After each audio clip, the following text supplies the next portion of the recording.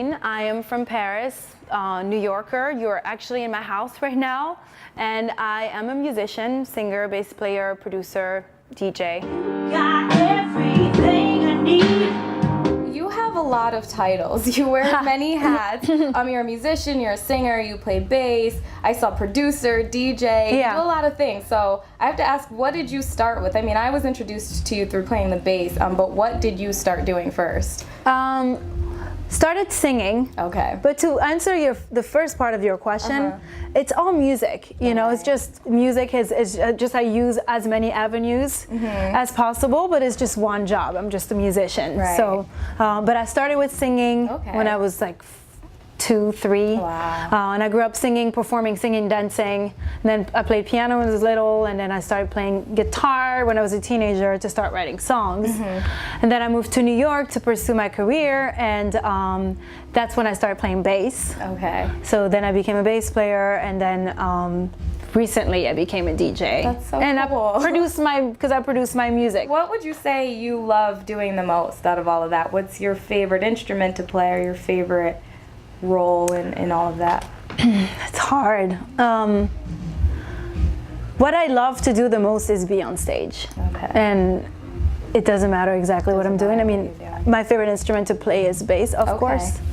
But I just, the way that I, express it the best for me, that, fills me up the most, is being on stage. Oh, that's so awesome. Yeah. And then you're also, you're in a band called Escort. That's so right. tell me about Escort. I joined in 2009 when they were about to release the first album. Okay. So I did my first show with them, and then we recorded a lot of the songs, and we released the first album. And the band has been shrinking over the years because that happens, right? One, we needed to start making money for logistics when we started to get called to do, gigs further and further around the U.S. and internationally. And also the second album, which came out in 2014, is a lot more electronic. Okay. So the 4-piece band, which we have like 4 to 6 piece now, 6 with the backup singers, 7 sometimes, it just features the new sound a little bit better.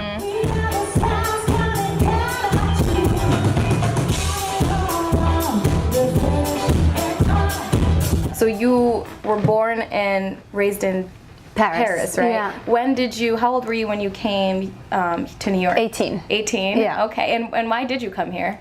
For music. Okay. I mean, initially, I always had that dream, since I was little, I'm gonna be in America and I'm gonna be a big star. Yeah. So that's the truth. But also, initially, I just really wanted to get better. Because I grew up listening to American music. That's even how I learned English. I would run home from school and learn the books and the lyrics of Mariah Carey. That's an awesome way to learn. And Whitney Houston, that's how I learned. Cool. And then, I got into soul music and jazz and funk, and I just didn't want to copy from the outside. I just wanted to go to the root of it and really learn and see, okay, what is it? Let me get to it and learn with them and get better. And I wanted to find myself and find my voice and find my style. That was really the main thing that I was looking for. So did you come here alone? Was it just you? Yeah, I came by myself. Wow. Yeah. And so what was that like, just coming here and you get here and then what do you do? What's that feeling like? It's exciting. Yeah. It's really scary.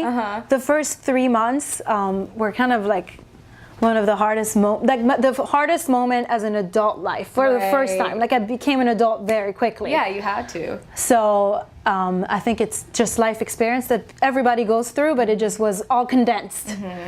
Because New York 1 is condensed. Everything happens quicker and more intensely. But it was like looking at myself in the mirror for the first time. But I received a lot of help. I made some amazing friends that are still in my life today, and it was just challenging, but that's how you learn. I read somewhere that you went to college, but then you were like, I'm doing the music. Yeah. So this is something you've always known you wanted to do. Always. Okay. And when you went to school, was it because you felt like you had to, and then you realized no, I'm gonna do it? Yeah, that's exactly it. Okay. I mean, I thought I had to, and we're conditioned to think that way. Yep. So I followed the regular curriculum, graduate, go to college, and then I went to college for less than a year, 1 semester, but I was performing a lot at the same time, and I was starting to perform my own songs and sing backgrounds for people and playing guitar and stuff. And then I just remember one specific day where I was sitting in class and I was so bored out of my mind. And not because school is boring, just because I would have preferred making music. And I thought, okay, well, and you know, that's how an 18-year-old thinks. Yeah. I probably wouldn't think like that now, right? later, but okay, well, here's the thing. If you have plan A and plan B, then you have 50% chance for plan A, 50% chance for plan B.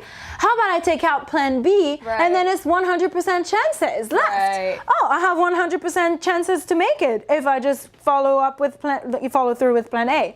And I never went back to college and I bought a ticket to New York. I love that thinking. So you dropped out and then came straight to New York. Yeah. That's awesome. I don't think plan Bs exist. I don't believe in plan B. Plan B is direct way to failure. Do you find parts of Paris and New York? Yeah. Yeah. And that's why I think New York is probably the only place in the US where I could live. I realize that every time I'm in another city. That is the I'm like, place. oh, people are not walking around, and you know, we walk and it's very European. Yeah. The fact that we walk around, get on the train, and like that's how I grew up. That's how I was born. If you were born in LA, you would never have that experience. Yeah. What's your favorite thing about New York? Self-expression. That's really what I like the most about New York, is how you can really be yourself. Like, I just remember when I moved here, it was before the whole natural hair revolution, and you can't see it right now, but I have big curly hair, and I was walking on the street and people were just like, I love your hair! And I had never heard that before. I never heard people compliment you, you know, like, and it just empowers you to be yourself. And there really is a strength of that. You see, you know, transgender people just owning it. You see gay people owning it. You see all shapes and color. Like I saw women that were like wearing these super, super tight pants and had these amazing round booties that I wish I had. And I was like, wow, like, express yourself. And that's what I love about New York. What would you say is different in music here in New York and in the States compared to where you're from? I think it's really the main thing for me, and it confirms again that leaving was the right thing, is the authenticity. Like, New York really is a home for creativity. You play bass for CeeLo Green. Yeah. How did that come about? So I was a bass player in the house band of the Meredith Vieira show that was on a daytime talk show on NBC, and CeeLo was one of our guests. And it's funny how life works, because so the show lasted for 2 seasons, and the band left the show a little early on, and our last day and our last shoot and our last guest was CeeLo. And I was at the time where I was like, what am I going to do after this? I need to, and it's funny because that last week we were at 30 Rock, and every day I would walk into 30 Rock like, I better get something out of it. Like, I was on fire. Like, my brain was like, and my energy was like, something is going to come out of this. Yeah. Something is going to, and CeeLo happened. Wow. And he saw me play and heard me play, and he was like, are you available to, he was like, is this weird? Like, because you have a job. I was like, guess what? I don't have a job anymore because the show is gonna end. And 2 weeks later, I was on stage with him. I think, it's the power of intention. It's great.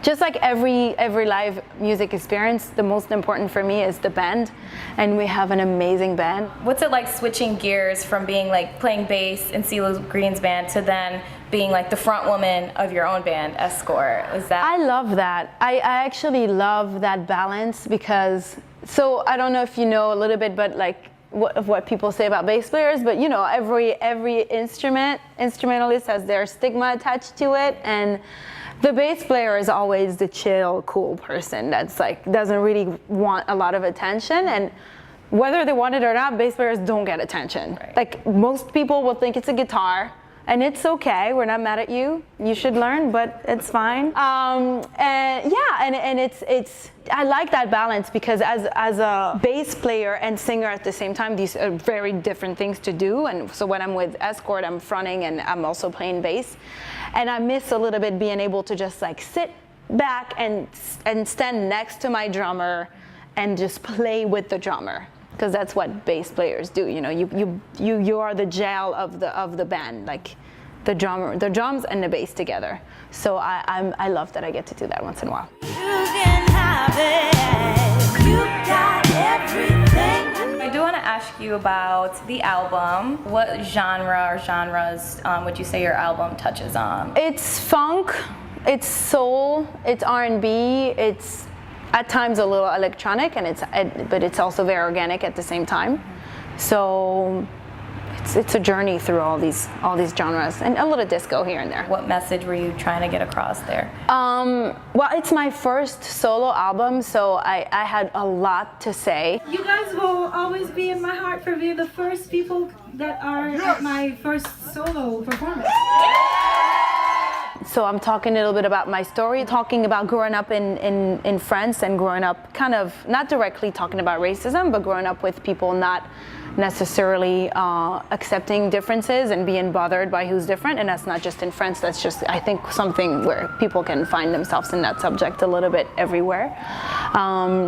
And I'm talking about being West Indian, I'm talking about being mixed, I'm talking about being black, I'm talking about being different, I'm talking about being a woman that, you know, has things to say and things to do and doesn't just rely on being pretty or relying on a man taking care of her financially. And I also talk about, I mean, I tried not to put too much anger into it. I started writing the album after November 9th, if you know what I'm referring to. And it was hard, like I didn't want to make it political, but we also have kind of a responsibility, a choice too, but a voice. And what I like about writing songs is that you can hide subjects super well. I love hiding political subjects behind love songs, and you know, I love that when like you think it's about something, but really when you pay close attention, it's about something else. So I try to do a lot of that. I even wrote a song about how, you know, people can win by doing the wrong thing and still get away with it, because it's kind of something we observe very often, and there's nothing we can do about it, but I can express myself about it at least. And then I also talk about social media a little bit. So it reflects what's going on for the most part. Yeah, what's right going now. on from my perspective and what's going on from the perspective of like a young female artist immigrant. Wait, put it there. That would be good for the show. What would you say are some of your, like, the biggest challenges that you've had to face being a woman in the industry? It's every day a little bit. One of the first things with bass is people assuming that you're not good just because. Or like I've heard that question so many times. Like even I'm like walking on the street and someone sees me, oh, what is that? Oh, a bass. Oh, are you any good? Right. Or like, oh, are you on your way to a lesson? You know, and I'm a little bit fiery with my temper. I'm French and West Indian and a Taurus. So, you know, I automatically say, would you say that if I was a man? And I know they wouldn't. They wouldn't. No. So that's the first thing. And being able to get people to appreciate what you do beyond their own intentions, you know, because it's I know exactly. And it's funny because I was oblivious for so long about, because I wasn't raised to think I'm a pretty girl, and, and I was a model for a long time, but still I just was never, like I wasn't raised like that, to think about myself as motives. Gaining something out of the way I look. It was more about working and becoming somebody that worked on something. But I'm discovering, like, the older I get, the more I find that just men have intentions sometimes. And it's yeah, I mean, it's okay. It's just becomes a problem when you can't appreciate and can't listen. And I think that's why we're talking about women being in power positions. I realized that even more recently, because when the decision makers are not focused on getting in your pants, it just things will happen a lot quicker, and everybody will be a lot more productive. Yeah. Let's be honest too. Like some women, and I'll. Here's the difference. Again, I wasn't raised to think that way, to think of myself that way. But some women sadly think that that's their only asset. That being pretty and being sexy is what matters. Right. And I think we need to change. Why is it important to you? Why do you think fashion is important, and why do you think it's important, like, in music? Well, personally, I've always loved dressing up. Like as a little girl, performing and dressing up always came together for me. And I grew up like doing some theater and stuff, and your costume just is also part of the character that you play in that moment. So I've always been obsessed with clothes. I've always been obsessed with like dressing up. The stage is just a place to play dress up. It's basically just gives me an opportunity to play dress up. And I think also people who come and pay to see a show, it's an audio experience, but it's also a visual experience. So, you have to captivate, you have to interest people, and it's just fun. Yeah. Do you think fashion and music like go hand in hand? I definitely think it works. I mean, it works together in my case, but it's, all of my favorite artists, like they really, really cared about what they wore. And it's interesting because I like to have that, I like to open that conversation, because I have been criticized, posting photos, or like I remember, people on like my social media just criticizing, like, what does she have to wear a leotard? Like, can't it be about the music? And I mean, Jimi Hendrix was like the best guitar player ever, spent hours and days practicing, but he also spent a lot of time playing dress up.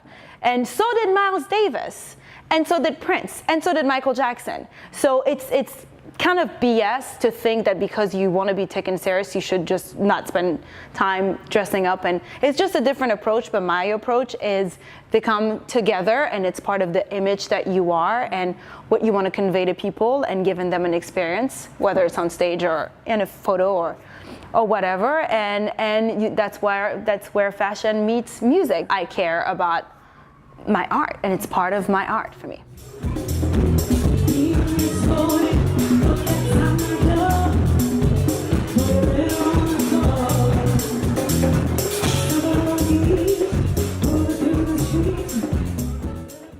This is Adeline with Mystery Girl, Trouver la femme mystérieuse.